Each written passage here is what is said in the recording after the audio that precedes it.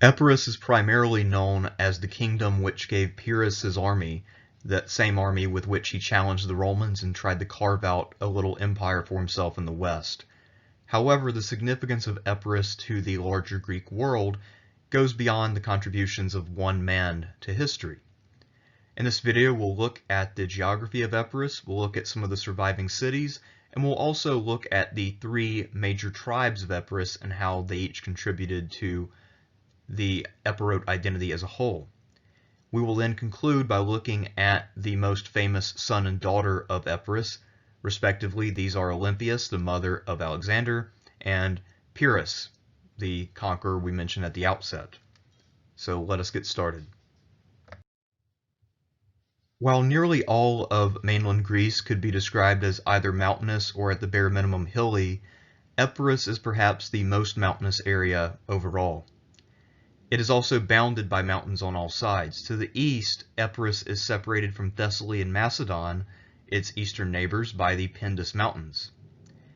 To the west, right in the middle of Epirus, right off the coast of the middle of Epirus, I should say, is the island of Kichyros. This, of course, is the famous site of a major Corinthian colony, which then blossomed into one of the more powerful polis in the Greek world.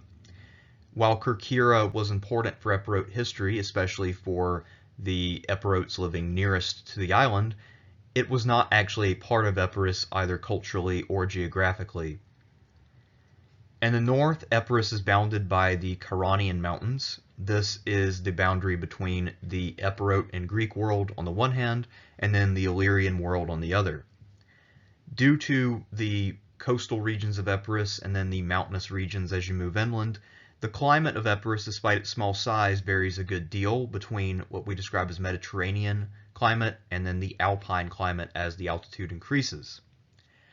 Epirus was quite rich in wild game and forest, and this actually continues today. Many other parts of the Greek world were deforested, largely due to Athenian efforts to find timber for their ships, but Epirus was mostly untapped in terms of its timber potential, and a lot of that is because of its relatively slow and late development when compared to most other parts of the Greek world. While Epirus was on the frontier of the Greek world, it was always a central part culturally. We see that Mycenaean and Mycenaean-esque sites have been found at several locations, and the famous sites of the Nekromanteion and the oracle at Dodona were occupied from a very early date by Greeks. As for the Mycenaean-esque sites, these are sites which presumably involved non-Greek locals adopting Mycenaean practices and engaging in a form of imitation and competition. Over time, however, Greek culture would come to completely dominate Epirus, and by the historical period, the entirety of Epirus is unambiguously Greek. However, in the Bronze Age, most likely this was not quite the case yet. Most likely it involved some degree of intermingling with the Illyrians, who were in northern Epirus, and then over time Greek culture spread out to the north. But we don't really know for certain. This is somewhat speculation on my part based on what we know. The proximity to the Illyrians to the north meant that it was difficult to develop polis life, since the Illyrians were a warrior people who engaged in raiding, and this could be economically disruptive. Most Epirotes lived in small villages, and the more northern you were in Epirus, the more likely this was to be the case. Both the Nekromanteion and Dodona were located in the southern region of Epirus. The locals of Epirus spoke a dialect of Greek called the Northwest dialect. We have not encountered this so far in this video series. Most likely the Northwest dialect was very closely related to Doric and is kind of an outgrowth of it, in the same way that Attic and Ionic are extremely similar but with some minor differences. The problem with studying Northwest dialect as compared with Doric is that our sample size for Northwest Greek is not very large, so it's hard to get a real feel for the exact differences between the two dialects. There were actually about 19 or so tribal groups within Epirus who all identified as Greek. However, there were 3 of them which were by far the most important and which came to dominate 3 different areas within Epirus. Starting in the north near the Illyrian border, we have the Chaones. They bordered the Horraonian mountains, and they would be the first line of defense in the entire Greek world anytime there was an invasion by the Illyrians. In the center of Epirus, but more inland than on the coast, we have the Molossians. They are by far the best known of the groups of Epirus in the long run, since they were in charge by the time that Epirus really became historically significant outside of its own borders. And finally, in the south, we have the Thesprotians. This was the southernmost tribe, and while they don't play a huge role in a lot of recorded history, they are very culturally significant because it was the Thesprotians who founded the city of Dodona and the Oracle of Zeus that was located there. As for the term Epirus, this term only really comes into use around 330 or so, and it will take a couple of decades to become the common phrase to describe this kingdom. By the time of Pyrrhos, this phrase will have taken off, so in many ways you could actually argue that he was the first true Epirote king, since it took a while for this new coinage of Epirus to really take hold. Before this, it was called Molossia. I think you can probably guess who won in the end of the three tribes based on that. Strabo, the geographer from later centuries, he lived in the 1st century BCE into the 1st century CE, tells us that in turn the Chaones, Thesprotians, and Molossians ruled Epirus, and in that very order. As I mentioned, by the time that we emerge into the 4th century, when Epirus will start to become important, the Molossians will be in charge, and that will mean that they become the prominent tribe in recorded history for Epirus. While the Epirotes in general were much more rural than their Greek neighbors to the south, and even the ones to the east in Thessaly, it was the Chaones who held the distinction of being the least urbanized among the Epirotes. Thucydides described them as living among villages. The Chaones claim that they descended from the Trojan royal family, probably through Priam's son Helenus, who is supposed to be the legendary founder of the city of Bouthroton, one of the major Chaonian centers. Thucydides also said that the Chaones had annually elected officials with different powers. This was relatively typical of Greek tribal societies, where they would have 7 or 8 officers who were elected annually. Most of them would come from the aristocracy, but there were elections for this, so it was somewhat democratic. It's been pointed out many times that even Greek oligarchies engaged in elections. The problem was that the electorate was very small, but also even in democracies, by our current definitions of what a democracy would be, it would still qualify as just a larger oligarchy in many ways, since there were many people excluded from the voting process. So the Chaones also engaged in some form of democracy, however limited it may be. Later on, after they had lost their power and the Molossians had risen to prominence, they would become the final member of the Epirote League around 325 BCE. One quick note about the Chaones and their cities. Due to the modern state of the border between Greece and Albania, much of northern Epirus is now actually part of Albania. So the next couple of cities that we're looking at, if you wanted to visit them, you'd have to actually go to Albania rather than to Greece. And that is true of Phoenike. This was the capital city of the Chaones. The Acropolis was constructed by about the later 5th century, so by the time we're approaching 400, the Acropolis was in place. As I said, Epirus was relatively late to develop when compared with most of its neighbors to the south. The chief deity of the city, we don't know for certain, but it was probably Athena Polios, the same chief deity that Athens had. So not only was Athens the only democracy, or not the only democracy, but also was far from the only city which put Athena Polios as its chief deity. Phoenike would be later heavily fortified by Pyrrhos when he was king of Epirus, and some traces of those fortifications still exist. Pyrrhos, of course, wanted to strengthen the state in order to raise more men and enable him to take more men from Epirus and still leave it defended.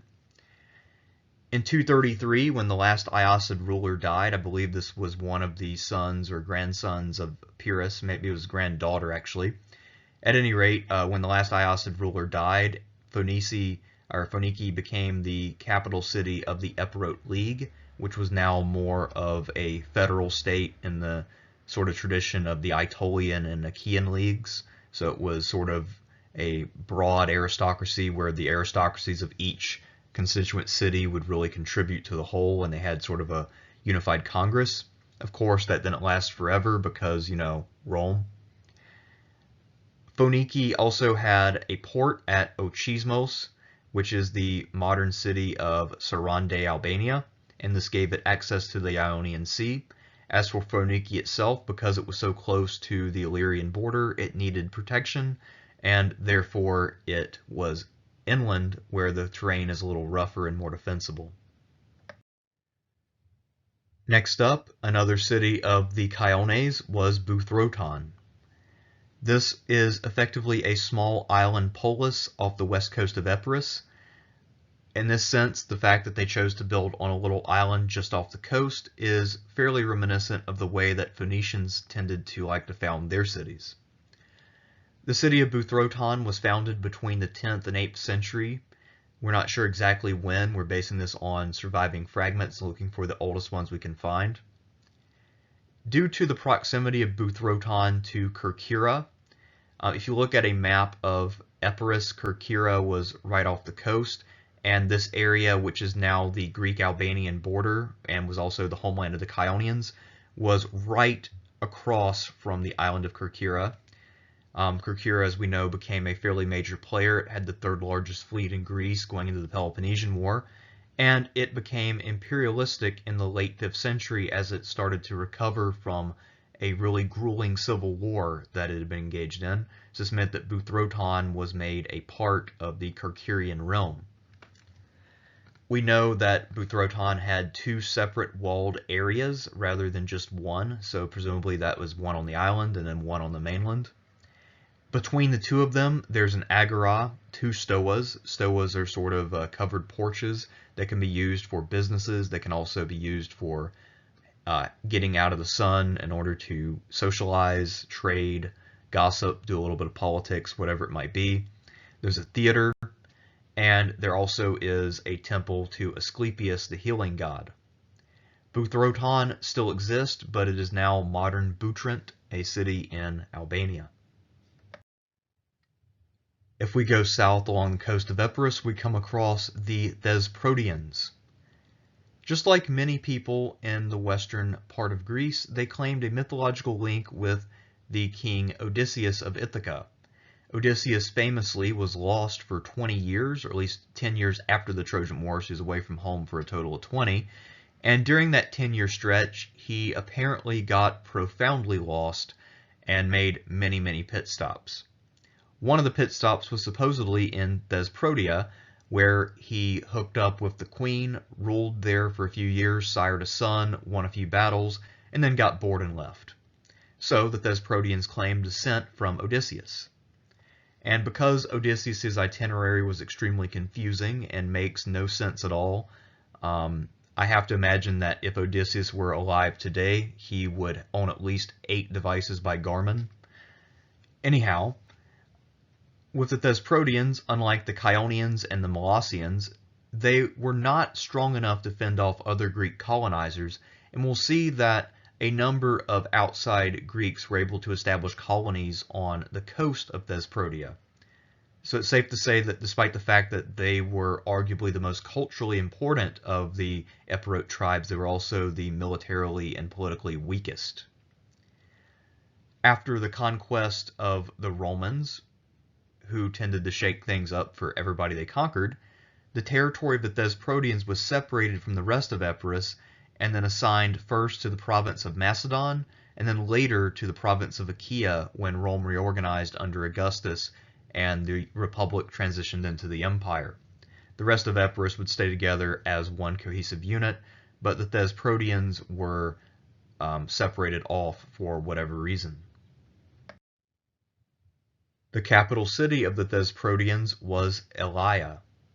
Thucydides tells us that the surrounding area around Elaia was called the Eleatis, so this is effectively sort of like the Argolid near Argos, an area dominated by one city. This area is very small, however.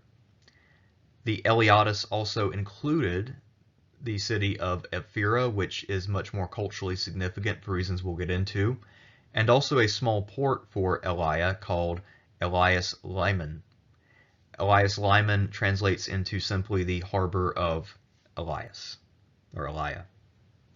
So that is pretty straightforward, and like a lot of other cities which are worried about barbarian attacks, Elaia is located inland on more defensible terrain, and then it has a separate port. This is also a symptom of sort of a natural growth where it wasn't planned out for trade, but rather for defense originally. And then later on, once their trade interest grew, they made adaptations without trying to move the site. So this is why Elaia is not on the coast, as most Greek cities are. Elaia was able to achieve enough prosperity that between 360 and 335, it actually minted its own coins. After that point, of course, the Molossians were uniting Epirus, and at that point there would be no reason for any one of the cities to mint their own independent currency. Another city actually lays claim to being the capital of the Thesprotians. As to which one was the capital at what period, I cannot say for certain. However, it is clear that the city of Kichyros, or Ephyra as it was known at various times, it used both names just at different periods of its history. This city was inhabited as early as the 14th century, and it is one of the more well-preserved Mycenaean sites in this area. In fact, it's the only fully confirmed Mycenaean acropolis in all of Epirus. Some of the other ones are what I was talking about when I talked about Mycenaean-esque sites. This one, however, is a full-blown, unambiguous example of Mycenaean architecture. For most of its history in the classical period, the city was called Ephyra, but after Philip II conquered Epirus, or at least became hegemon of Epirus, where he more or less controlled its affairs, the city decided to revert to its ancient name of Kichyros, and that would have been in the 340s. This is also the time when Philip installed Alexander of Epirus. Next up, we have the Nekromanteion. This is the most famous part of the city of Kichyros, and it is effectively an oracle of the dead. How this worked was that suppliants would come, probably paying a fairly good amount of money, and then they were treated to a meal which was laced with narcotics. After they got really nice and high, and maybe a little bit drunk too from some wine, they would then tour an underground labyrinth where there may be some sort of chanting or some strange lighting effects due to the combination of dark and then torches. And as they toured around, the idea is that their dead relatives could communicate with them. So this was kind of a very complex ritualistic seance in many ways.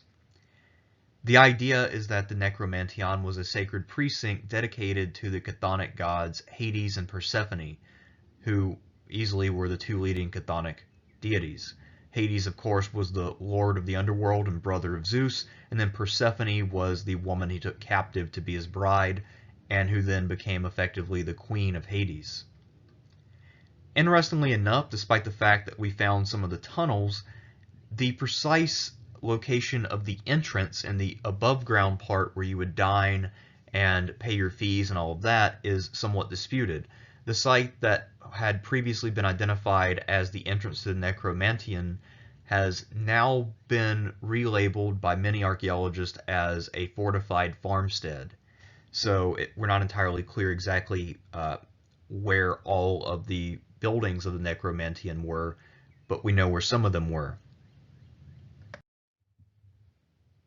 And now let's take a look at the most well-known site in all of Epirus, the Oracle at Dodona. Ancient Greek travelers from other regions, if they visited Epirus in their lifetime, most likely went there for the primary purpose of consulting the Oracle at Dodona. This was an ancient oracular site inhabited during the Mycenaean period and possibly even before that. It's quite possible that the site was once dedicated to some mother goddess, but that over time this mother goddess was supplanted by Zeus. First they would share the site, and then eventually it just became an oracle of Zeus straight out. For whatever reason, despite the fact that this site was dedicated to Zeus, the king of the gods, it was second to Delphi in prestige. And by second, I mean a very clear and distinct second. There was no real discussion of which site was more prominent. If you were doing something extremely important, like deciding whether or not to fight Persia, or where to found a colony, something of that nature, then the oracle that you would prefer would be Delphi. That is not to undermine the importance of Dodona. Many cities and people who were engaging in important decisions would consult with both oracles. However, if there was a conflict, typically people would go with the interpretation that they got out of Delphi as opposed to Dodona. This site was managed by the Thesprotians for some of its history, but was taken over by the Molossians going into the historical period. Interestingly enough, this site was quite long-lived. It was still active in receiving pilgrims right up until it was forcibly closed in 392 CE. This, of course, was the famous order of Theodosius I, who effectively outlawed pagan religious practices. The last famous visitor to Dodona had been 30 years prior. This was the Emperor Julian, who visited at Dodona in 362 or 363, right before he embarked on his fateful Persian campaign. He wanted to make sure that Zeus was favorable to his activities. Apparently, given how that campaign went, either Julian misinterpreted the oracle or there was some mistake. Moving east and inland away from both the Thesprotians and the Chaonians, we approach the Molossians. They are the most central and the most eastern of the three major tribes, so they have their backs to the Pindus Mountains. However, by the 4th century, the Molossians were more or less in charge of all of Epirus. One of the few things that they're known for culturally is for being excellent hunters, and especially for breeding very good dogs who were excellent at hunting, shepherding, and guard duty. These dogs were apparently fairly terrifying, and they were sought after in later centuries as well by the Romans, who also had need of guard dogs and hunting dogs. The Molossians constructed a capital for their tribe at the city of Horraon near the end of the 5th century, which later served as the Epirote capital until Pyrrhos decided to move it to the Corinthian colony on the south coast at Ambracia. The Molossian tribe would transform itself into a kingdom under the Iacid dynasty. In 370s, two brothers named Neoptolemus I and Erebus founded the Molossian Kingdom and established the dynastic succession of the Iacid family. However, Neoptolemus I soon died, and then Erebus was the sole king of the realm. Erebus knew that his new Molossian kingdom was rather weak and underdeveloped, and that he needed a powerful ally. When Philip II came to power in Macedon, he quickly attached himself to the young Macedonian ruler, and after that, Epirus was more or less a satellite of Macedon for a number of decades. This newly established kingdom would unify all of Epirus and eventually just take up the name Epirus. And it would last down into the late 3rd century when, as I mentioned, the last Iacid ruler was assassinated, and then something like a renewed tribal or aristocratic rule was restored, and then Rome, of course, ended all of that. Horraon is in the center of Molossia. It's pretty far inland, and the remains are not terribly interesting, so we'll pass that over and move south to the city of Orraon, also known as Horraon. Most likely Horraon is a little bit more accurate if you're transliterating, but in Greek the letter H is shown as an accent mark before the letter which it modifies. So each of these is accurate in its own way, in terms of the spellings I've offered up here. This city of Horraon was supposedly founded by Alcatos I, who was the father of the two founders of Epirus, that being Neoptolemus I and Erebus. and the foundation occurred in the early 4th century, so right after the year 500. If anything, there's a definite pattern of a lot of Epirote developments occurring just before, just after the year 400. Horraon was completely abandoned after the Battle of Actium, where Augustus, of course, defeated Mark Antony and then became the sole proprietor of the Roman world. It's also one of the major demarcation marks between the Republic and the Empire. And to celebrate this victory, Augustus decided to found a great city near his victory, which happened to be not far from Epirus. And he was looking for colonists. So just like with Demetrios in Thessaly, Augustus the Conqueror set up a city called Nicopolis, this being the city of victory, and he ordered the inhabitants of Horraon, along with a few other cities, to abandon their homes and move to his new city. Because of this mass-scale abandonment, the site of Horraon was largely forgotten, and it has been surprisingly left untampered with for the most part. It's quite well preserved, especially when compared to most other ancient cities which have been continuously inhabited or have suffered from major natural disasters. We see that there was a cistern, street plans, houses, the cemetery, and all of these things have survived more or less intact. We even know in detail how people got water out of the cistern because it is intact, and we see the stairs down into it in order for people to go and get how much water they needed. So we actually know a fair amount about this city, and it is one of the gifts that the ancient world has bestowed upon modern archaeologists. In my previous lecture on Thessaly, I pointed out that there is a recently discovered lost city there. I suspect that much the same is true of Epirus. However, unlike the mysterious city in Thessaly, in Epirus we know of many names of cities that we have not been able to find. So the hunt is on for any number of mostly small polis there. Most urban sites in Epirus have not been preserved, and some of the site locations themselves are in dispute.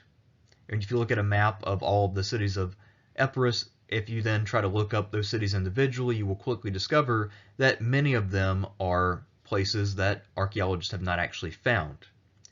Some other Epirote centers which are more or less lost include Gitana, Chaiton, which was only founded in the 4th century, Kestria, Batii, or Bidia, depending on which spelling you get, Antigonia, which was a foundation of the Antigonid dynasty, and the city of Chimera. And now to give you a sense of the favorite daughters and sons of Epirus and their place in the larger history of the ancient Greek world. First up, we have Queen Olympias. While she's normally simply referred to as Olympias to avoid confusion, she actually changed her name 3 different times in her life, meaning that she had a total of 4 names at different points in her existence.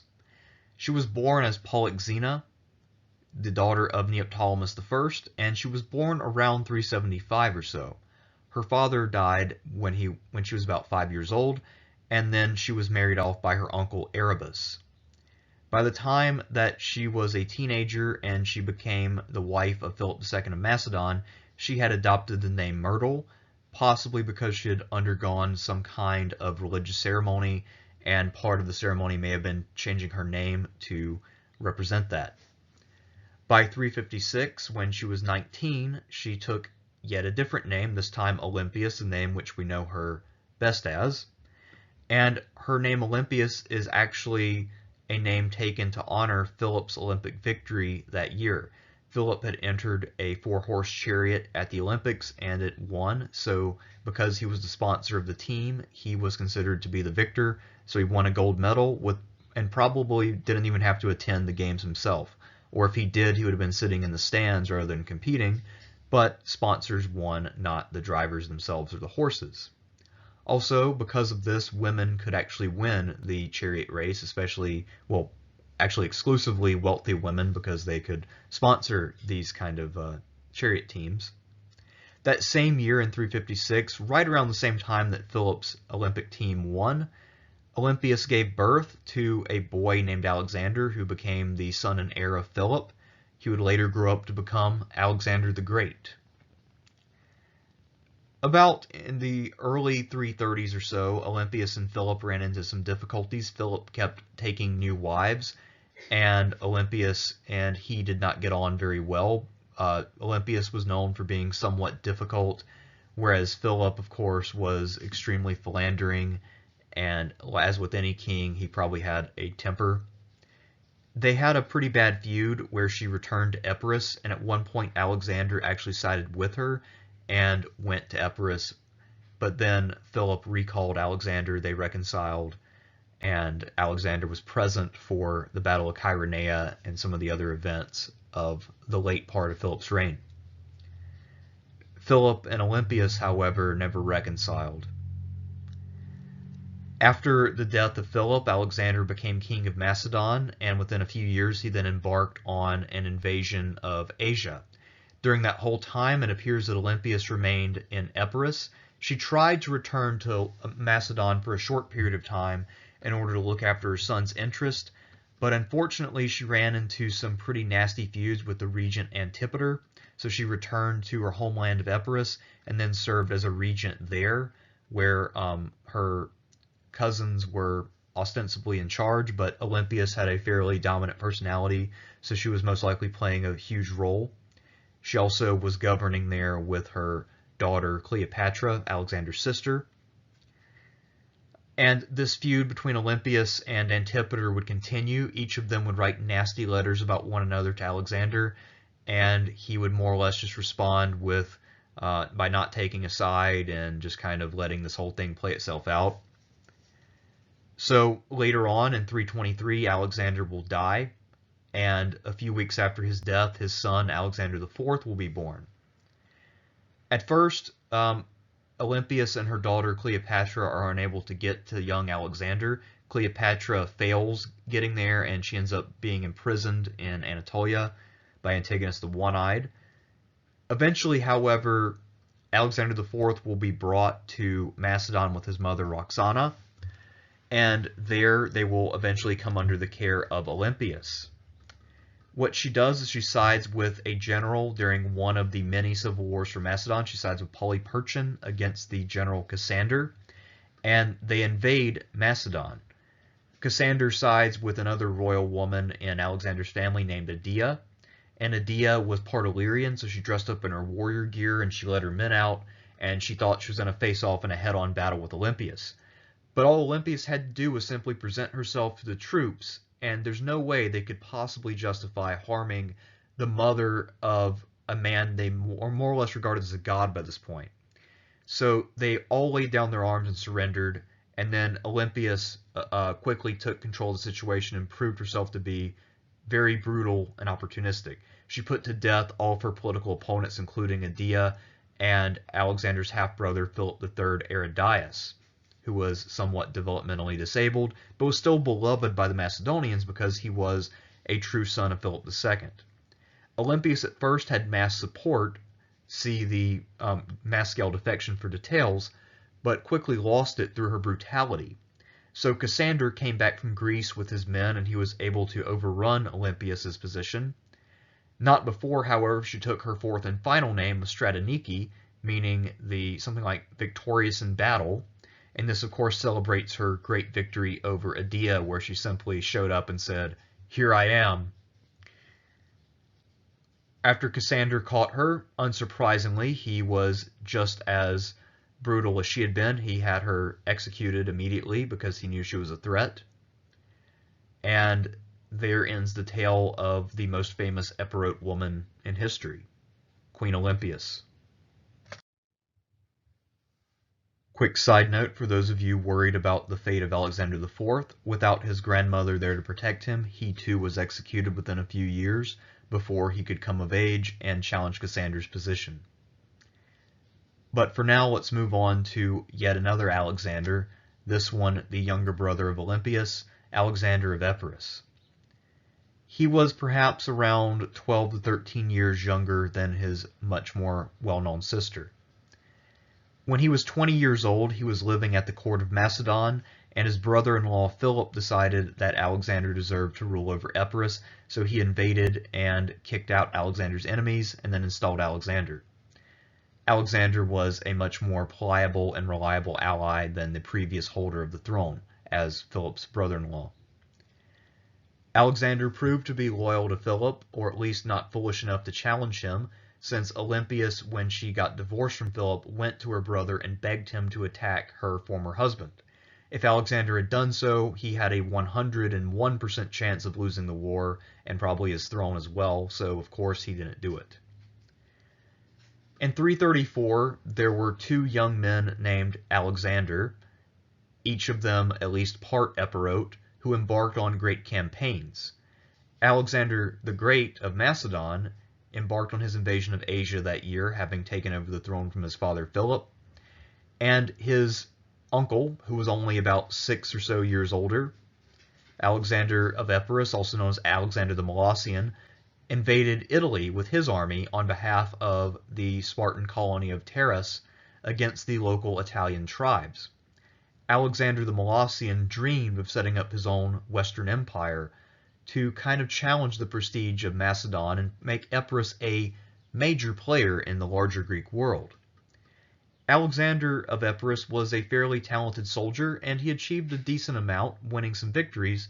However, he died in action in Italy in 331, and this would lead to an extended period of regency, which would be dominated by Olympias. We've already mentioned that she went back to Epirus and ruled on behalf of some of her younger cousins, and also Olympias' daughter Cleopatra, who seems to have been a little bit easier to get along with than her more famous mother. And finally, we end by looking at Epirus' favorite son, Pyrrhos. As Alexander the Great's first cousin, it should come as no surprise that Pyrrhos of Epiros would find that his life was quickly swept up in the wars of the successors.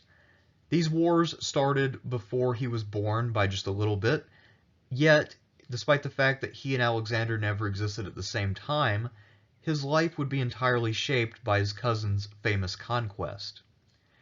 Early in his life, the throne of Epirus was in dispute due to Macedonian interventions and Epirus' decision to get involved in Macedonian internal affairs. Because of this, Pyrrhos lost his father at a very young age, and then he himself was a boy king for a short period of time before being exiled by another contender. During this period of exile, he found himself forced to rely upon his brother-in-law, Demetrius the Besieger. We've already met him. He was the founder of Demetrios and Thessaly. And during this period of time, Pyrrhos traveled to Anatolia, where he sided with Demetrius and Demetrius' father Antigonus the One-Eyed at the Battle of Ipsus. Ipsus was one of the great turning points of the Wars of the Successors. Up to that point, Antigonus and Demetrius had been two of the biggest contenders, but now they will fight and lose an epic scale battle against their enemies, including Seleucus. During this battle, despite being on the losing side, Pyrrhos won a great deal of renown for his valor, however, as he single-handedly killed a large number of men. Returning to Epirus and falling out with his famous brother-in-law Demetrius, Pyrrhos began to develop a lifelong ambition to take the Macedonian throne.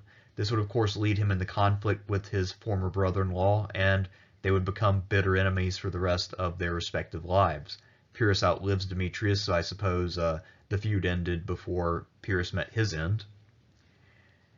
And if we really want to understand Pyrrhos and what he was actually trying to accomplish, it's clear that all of the moves that he made to strengthen Epirus by trying to further urbanize it and enlarge its tax base and fortify it, all of these moves were designed with the goal of conquering Macedon and then solidifying this into one large kingdom. He thought that his kinship to Alexander was a claim to the throne of Macedon. However, for the most part, while the Macedonians admired Pyrrhos' bravery and they all commented that he was more like Alexander than any of the other successors, both in terms of his personal bravery and his appearance, they just couldn't accept him as one of their own because he was in fact Epirote rather than Macedonian. So Pyrrhos would conquer Macedon a couple of different times, but his men would quickly desert him if there were a more Macedonian contender to be found. So Pyrrhos overran Macedon 2 or 3 times at least, but was never able to make it stick. And because of his frustration with that, he eventually became interested in what Alexander of Epirus had tried, that is, carving out a little niche for himself in Italy and Sicily.